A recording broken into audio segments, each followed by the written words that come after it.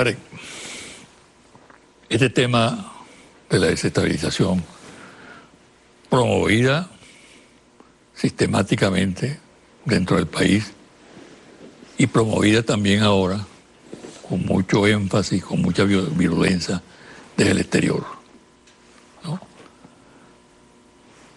Un hombre como tú, defensor del pueblo en este cargo, tiene que preocuparse por esa situación porque aquí se produce un golpe y la primera baja son los derechos humanos.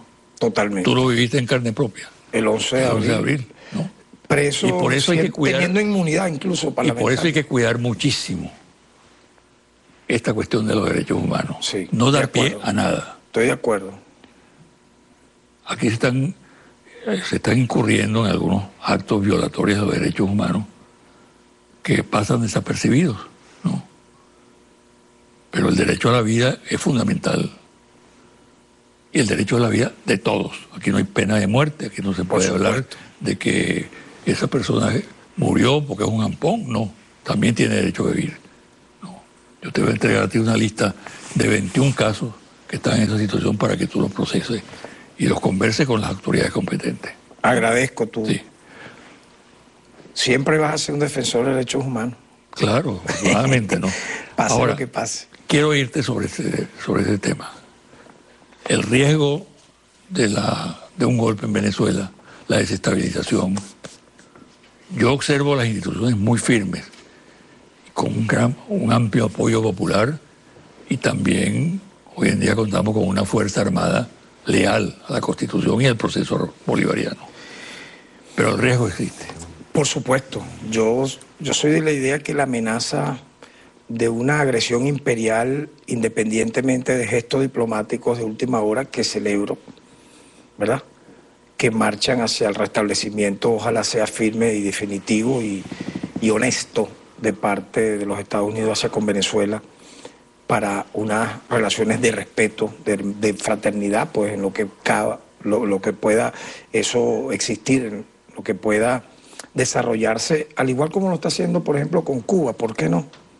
O sea, ¿cuál es la diferencia de Venezuela, por ejemplo, con China? Venezuela es un país democrático, tiene libertades, funcionan partidos políticos que presentan sus candidatos a cualquier cargo de elección popular. Es decir, este es un país, constitucionalmente hablando, con grandes avances en esa materia. Por lo tanto, que exista aún, que persista aún la amenaza de un golpe de Estado, obedece que un sector opositor mantiene la táctica de la insurrección, de la violencia como método para asaltar el poder. Eso es obvio, pero ellos se ven alentados cuando, por ejemplo, Obama lanza el decreto o la orden ejecutiva que lanzó, a mí no cabe la menor duda. Eso es una señal para el sector opositor más extremista de que sigan actuando. Lo vimos el año pasado. Yo no vi condena de organismos multilaterales que tratan el tema de la violencia, de la paz, de los derechos humanos, en contra, por ejemplo, de terroristas que actuaron de manera armada para matar 6 guardias nacionales, 4 policías, un fiscal del Ministerio Público, degollar motorizados. Y nosotros, tú, mi persona, y yo diría todos los poderes del Estado, condenamos cuando, por ejemplo, en el caso de Basil da Costa, un SEBIN lo mata, inmediatamente fue procesado, está detenido y va a ser seguramente castigado. Igualmente, en el caso de otros donde actuó la Guardia Nacional, están presos. Cliver Roa, el jovencito que muere en Táchira, rápidamente, en menos de 8 horas, el Estado actuó para procesar y condenar este monstruoso hecho. Entonces, pienso que a pesar de todas esas actuaciones del Estado, de tratar de resolver por la vía democrática e institucional estos sensibles temas, siempre Estados Unidos va a estar allí acechando, usando cualquier camino para alentar este tipo de tácticas que efectivamente han sido derrotadas. O sea, si te pones a ver, cuando se da el golpe de Estado contra Hugo Chávez, tú tenías un alto cargo en el Estado venezolano, nosotros éramos diputados, muchas veces conversamos sobre el tema, se veía eso venir.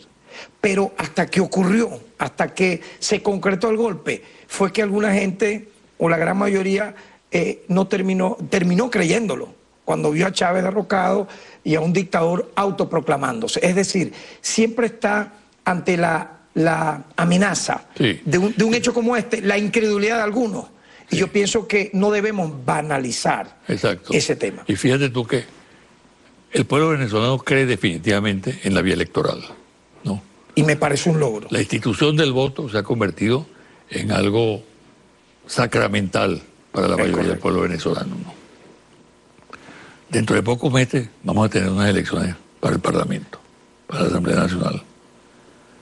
Pero fíjate que ya empieza a armarse una campaña nuevamente de descrédito del Consejo Nacional Electoral y al mismo tiempo de llamados a la posibilidad de un fraude, de que pueda haber un fraude.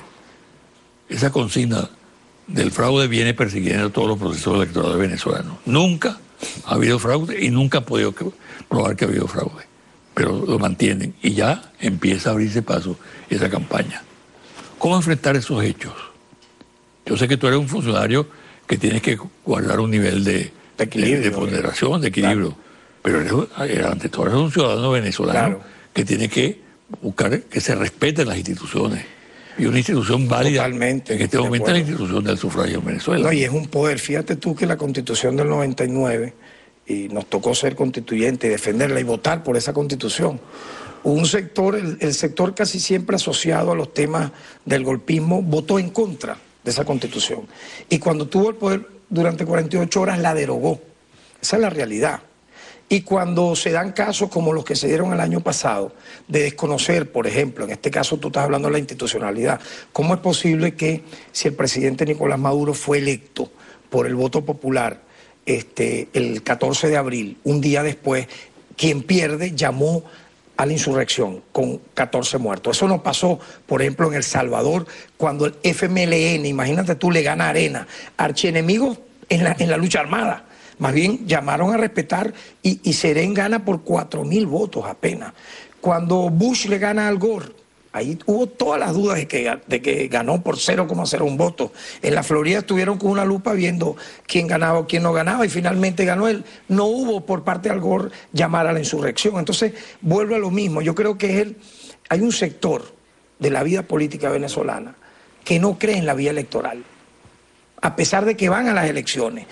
Usan las elecciones, dañan cuando pierden a la institucionalidad que les ha respetado cuando ellos obtienen sus diputados, alcaldes, gobernadores, etcétera, pero cuando pierden, entonces allí sí es que ellos cantan fraude.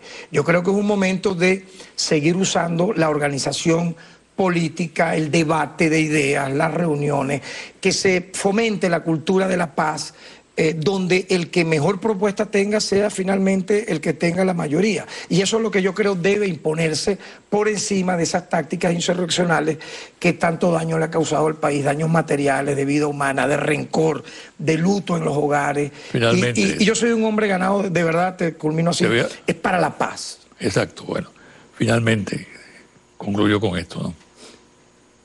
Se puede contar totalmente con William Tarek Saab para defender el diálogo, el entendimiento entre los venezolanos, continuar con la defensa a fondo de los derechos humanos, no, mira, de las libertades públicas. Totalmente. Yo creo que cuando se me designa en ese cargo es porque se confía en esa tarea que hemos madurado en tantas luchas. Más de 30 años vinculado al tema de los derechos humanos, con estudios allí. Yo creo que somos un grano de arena para todo eso y lo hemos demostrado en estos 100 días, José Vicente, siendo equilibrados. Alguna gente quiere que nosotros busquemos la radicalidad en el discurso. Yo pienso mantener esta institución, como tú la vas viendo, lanzando las alertas que hay que lanzar, y lo hemos hecho cuando es necesario, proponiendo, recomendando, reuniéndonos. A mí me ha tocado reunirme con madres de víctimas, con sectores incluso de la oposición, diputados de la oposición, para buscar esta vía que tú mencionas como la manera única para preservar la paz en este país. No hay nada, mira, no hay derecho humano colectivo para mí más sagrado para un pueblo que el derecho a la paz. Correcto. Que el derecho a vivir en paz. Entonces, por lo tanto, yo creo que todos debemos involucrarnos en esta materia y derrotar esa cultura de la muerte, esa necrofilia a veces de hacer política, que mientras más muertos hay, yo debo sacarle de manera sensacionalista un beneficio. Yo creo que tenemos que ir deshaciéndonos de ese tipo de discurso y marchar a esta franca. Yo lo dije en la asamblea cuando rendimos cuenta, el diálogo es de la gente valiente. Okay. Los que no quieren dialogar son los cobardes. Cuando el gobierno, el ejecutivo llama al diálogo, hay que respetar eso en los términos de lo que es el caballero, pues, el que da la palabra y la honra. Okay. Muchas gracias. Bueno, Mucha gracias suerte. a ti, José Vicente, por la oportunidad. Una pausa y al regresar los confidenciales.